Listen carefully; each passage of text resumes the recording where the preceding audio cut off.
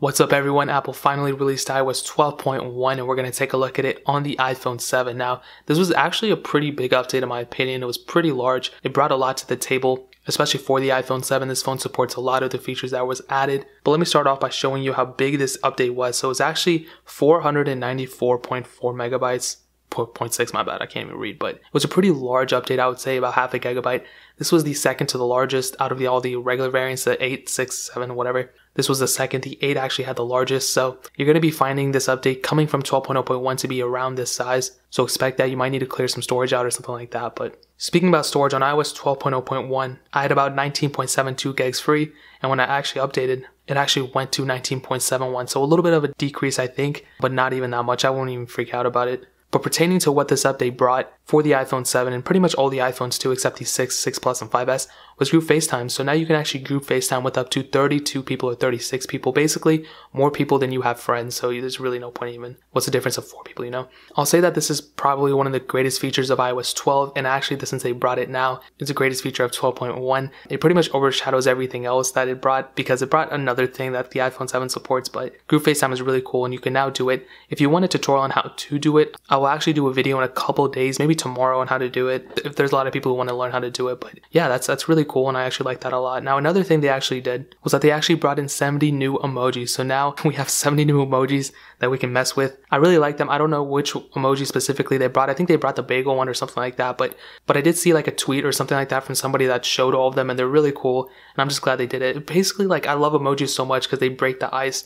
Like if you're talking to a girl or a guy and you're just, you're kind of running out of things to say, you're like, just send an emoji or two and I think it kind of sparks conversation. Or that's kind of a sign to be like, I don't really mess with you, so I don't want to talk to you anymore. So emojis are cool. I like them a lot. Now, some of the other things that this update brought were more so for the iPhone XS and XS Max. One of those things was actually the beauty gate fix, if you guys remember. Basically, pictures that were taken with the front camera basically put a filter on your face and it pretty much just smoothed out your face. So now that they actually took that away, I'm pretty sure, with this update. Another thing they brought was eSIM support. So the iPhones that have dual SIM slots or dual SIM card functionalities can actually go and use that now with 12.1. As long as they're on 12.1, if you're going to a different country, whatever like that, just pop in an eSIM and you're good. So that's really cool and I love that so much. So that's really cool and I love that a lot. Now, with the iPhone 7, again, I ran a benchmark and this is what's crazy. On iOS 12.0.1, I had a multi-core score of 121,886. I want to talk about this for a second. When I ran it at that time, this score was lower than what I was getting on my iPhone 6s. And I found that the iPhone 7 and 6s weren't that crazy in difference in speed. I still found the iPhone 7, I believe, to be faster. With the multi-core score being that low really freaked me out and I was like, what the heck? But I just re-ran it and it went all the way back up to 180,458. So that's super crazy.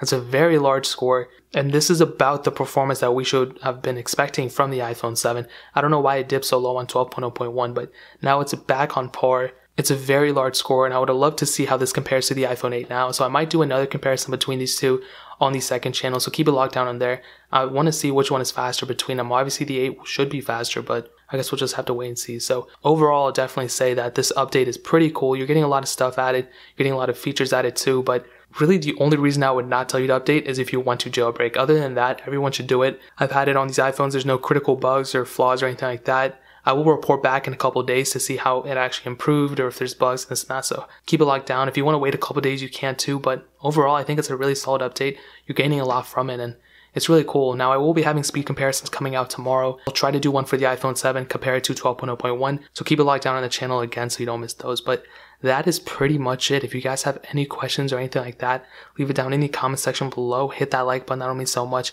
But definitely hit that subscribe button. Every single subscriber we get really does count. So it don't mean so much if you guys could hit that. Also, check out the other links down in the description as well. My Twitter, my Instagram, my second channel. I do a lot of iOS comparisons and stuff like that. So I would really appreciate if you guys could check that channel out too. But more importantly than everything else, I love every single one of you guys. I'll catch you guys in the next video. Peace out, till then.